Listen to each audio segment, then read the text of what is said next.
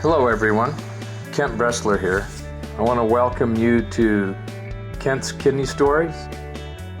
During our time together over these podcasts, I'd like to discuss kidney disease. I'd like to tell you about my journey as a transplant patient, but also talk about dialysis, kidney donation, and just about anything else that might be of interest. Kent's Kidney Stories, a podcast endorsed and sponsored by kidneysolutions.org.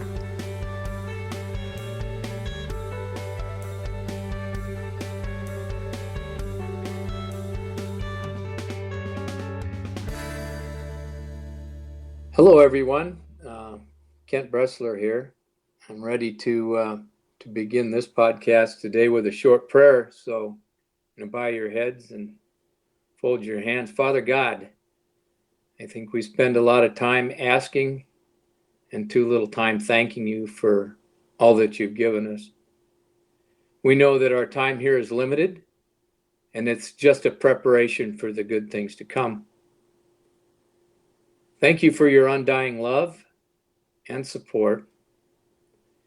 And my love and our love continues to grow for you.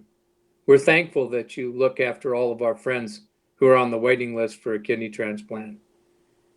Give them that strength and stability to trust your love and guidance. Amen. Wanted to spend a little time. I'm kind of giggling to myself because I've had a really rough week this week. I've had a couple good friends that been in the hospital. I've had a couple good friends that have had some bad diagnoses. And I've just come to the realization that what's actually happened is I'm getting older. I know now that I'm elderly because I've been told that. But the funniest thing about it is all these things that are happening, they're life. My goodness gracious. You can't imagine the difference it makes to have good friends in the kidney community. The more you do in the kidney community, whether you're on dialysis or whether you're, just had a transplant or you're looking for a transplant, or whatever phase you're in with CKD, kidney disease, or whatever, just remember that the people that you come in contact with are going to help you and for sure going to be your friends. No matter how close you are to them, you'll get closer when you work with them. So don't be afraid to reach out. So today, I wanted to talk a little bit about, my journey through transplant. And as you know, I was transplanted 32 years ago. And one of the most difficult things that happened during my transplant process was what I call the medication adjustment roller coaster.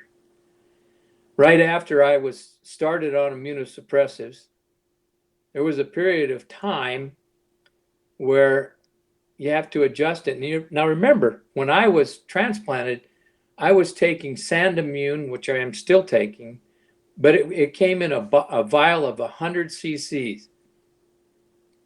And it was in a dark bottle, and I had to draw out that solution into a syringe and put it in either orange juice or chocolate milk, stir it up and drink it. That's how I got my load of immunosuppressants, my Sandamune. I quickly learned that my choice of orange juice was not going to work because it made it taste nasty and it was full of sugar. So away that went, and I went to the chocolate milk. Okay, so here's the point. The normal for Sandamune, when you do a blood test, is 100. It's always been 100, always will be 100. So that's where the doctors want to keep you at. And it's going to be different for Prograf. It's going to be different for Cellcept. All of these medications have their own normals. And the doctors try to get those as close as they can to that normal. The takeaway here is that you're never going to hit it on the nose. You're going to be either high or you're going to be low. And initially, when you first get transplanted, the biggest project that you got going is getting it adjusted so you don't have the ups and downs. Took about 1.5 to 2 years for me to really get in the saddle. And after 3 years, I was on a minimal dose. That's the key. Try to get the doctors and work with them to get it to the lowest possible dose that you can be on. And the reason for that is all of these medications, all that they're immunosuppressives, including the very first one, Imuran, those medications are what we call nephrotoxic. They damage your kidney. They damage your kidney, and overall, that's the toughest part of getting into a regular routine. And so by the time you get around, it doesn't mean that you're going to always be at 100 or whatever your normal is. It's going to fluctuate. I remember graphically what it was like when I would come in and my cyclosporin level was high. When it was high, headaches, nausea, blood pressure was up. I mean, it was horrible. Okay. And we adjusted down, finally got to 75. But every time we had to do that adjustment up, then came the problems. All those things I just mentioned. Plus, I would have a frequent gout attack. So it behooves you to get those medications quickly, as close to normal, with the lowest possible dose that you can get. And your doctor, you work with them. They understand that too. That's what they want to do. So that's the best thing to do. Try to get to that lowest dose possible, and over that, then you can tolerate, and it's less toxic on your kidney. Now remember, listen, that was me. That's me talking. It's going to be different for you. It's going to be similar but different. Everybody is different. So you cannot gauge what happened to me, and you cannot say it's going to happen to you. Not even on the same medicines as you, probably. But then again, the medicine still is never toxic, and the key is getting to a lowest dose possible where that doctor's comfortable that you're not going to reject. All right. So consequently, if you don't go to regular checkups, you don't get your blood drawn, and you've been transplanted, that road that you're on, you need to do a U-turn real quick. You need to make your appointments. You make it darn sure that you know your levels, know everything there is to know about your drug and about the consequences of having too much and the consequences of not having enough. And then you're good to go, because you're in a community that can help you, but you got a doc that's going to be right there for you. And if you don't, you need to change docs. Got to take a breath. So you can imagine thinking about this. You're not gonna be taken off of immunosuppressives. I know very few people who get off, and I hear a lot of people say, "Well, why can't I get off?" Well, the first thing, the reason you can't get off your immunosuppressive is because that's what it's supposed to be doing. It's keep you from rejecting. And I don't know if this is true or not, but I believe you could probably reject at any time. And I don't know of any physician that wants to take you off just because you want to come off. There's definitely a lot of research into it. So make sure you get to the lowest dose possible and know your levels. And just keep in mind that this is nephrotoxic. It does damage your kidneys, so the lower dose is better. All right. You know, you get a really good friend out there, Amanda De Leon. Her dad's been very, very sick. And it's difficult for me to talk about. It makes me emotional. I know how much he means to her and how much she means to him. And this is his process, his condition is at best tenuous. And it's going to cause him to make some hard decisions. And those hard decisions that he's going to make are his choice. And when I talked with Amanda, I felt that I ought to share this with you too. You, as a patient, are the only one that can make a decision. Whatever it is that you want to decide on about your care is your business. Or you can listen to people try to talk you out of it and everything, but in all honesty, you're the last decision maker of anything that's to go on with your therapy, anything that's going to happen with your care, and definitely with your life. So you remember that. You can rely on everyone to help you. You can get questions answered, but in a time of need, and when you have to make a decision, that decision rests with you. And once you've made it, you can be comfortable. You can always change it, but it rests with you, not with someone else. So in her case, I wanted to tell her in the bottom of my heart that there are a lot of people that she knows that really are really concerned, and our prayers go out to her. So keep your chin up, kid. Uh, Everything's going to be fine. And Balda, and I make sure, I just want you to know that we're praying for you. Things will be okay. There's always hope.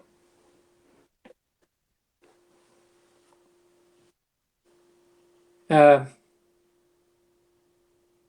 of wanted to talk about a little short topic today too. One of the short topics I want to discuss is growing older with your transplant. You know, longevity is a gift. We don't know how many years we're going to have our transplant. We don't know how many years we're going to be on dialysis. And we surely don't have any idea how long we're going to live. In the case of a transplant, when I talk to people who've had a transplant or anticipating a transplant, let me tell you, you have to take care of yourself.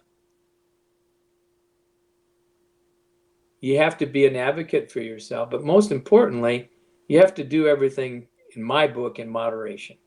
I've talked about this early on. You know, moderation, you can't be excessive in any stretch of the imagination, because excessiveness breeds disaster. So at best, do things sensibly, but keep everything in mind that you've got a kidney. Someone gave you that kidney. You may know them, you may not, but they're counting on you to take care of it. So everything you do that's counterproductive or against what you should be doing, you need to redirect your thought process, and you need to pray about it. You need to get back into that moderate mode. Do everything in moderation, and that just becomes part of life, and it's been part of my life. So try to make sure that you got your kidney in mind. You always have your family in mind. Do you have the kidney in mind? What you're doing, what you're going to put in your mouth, or every time you're sitting on the couch and you're not exercising? Well, who's that hurting? It's not hurting your neighbor, it's hurting you. All of these things are very, very important. And I just wanted you to know you can grow older with your transplant. And to those of you who are on your second or third, just because you've lost kidneys does not, and I repeat, does not mean you did something wrong. That you were doing something in excess. There are a lot of factors that play into losing a kidney, a transplanted kidney. And I'm not going to sit here and try to expose all of them. But as long as you're doing what you're supposed to be doing, taking your medicine, exercising, and following the plan, getting your blood work drawn, doing all the things you should be doing, and you still lose your kidney, well, then you got to work through that, and it's not your fault. I get a kick out of my wife at the first beginnings of this whole process. When I started taking, she'd always ask me if I've taken my medicine, and I'd say, well, sure, I sure have. It's very important to me. And she says, well, good. Don't forget to. And that's all she had to say. And getting friendly reminders, are you exercising? Are you getting enough sleep? But overall, the people around you think well of you, and they want the best for you. and they want the best for your kidney too. I want to kind of give you an overview of what I want to do um, with my good friend Jason, who's the engineer on this project. I want to get to a point where I can bring people in and actually talk to them. People like Suzanne Ruff, who wrote the book called The Reluctant Donor. she's a hoot. I want to bring her in, get her insight on it. I want people to come in and tell their stories. And if you want to tell your story, you want to be considered for this, I'd love to talk to you. Just give me an email. Send me an email or call me on my phone, 830-285-2140. Other people that you might think about, we'll think about having on the program, or some of my veteran friends who've been transplanted. I know we miss Veterans Day here, but by golly, we can do that. And specifically, if you're listening to this and you've had a kidney transplant around the holidays, I want to know about that. Give me a call or email me. I'd love to talk to you about the blessings of a Thanksgiving transplant or a Christmas transplant or a New Year's transplant. You got plenty of time to think about that. So, yeah, I'm pensive. Uh, the holidays are coming. I know how difficult that can be for some people. Sometimes it's difficult for me. Reach out to your friends now. Now's the time to get started. Get ahead of the game.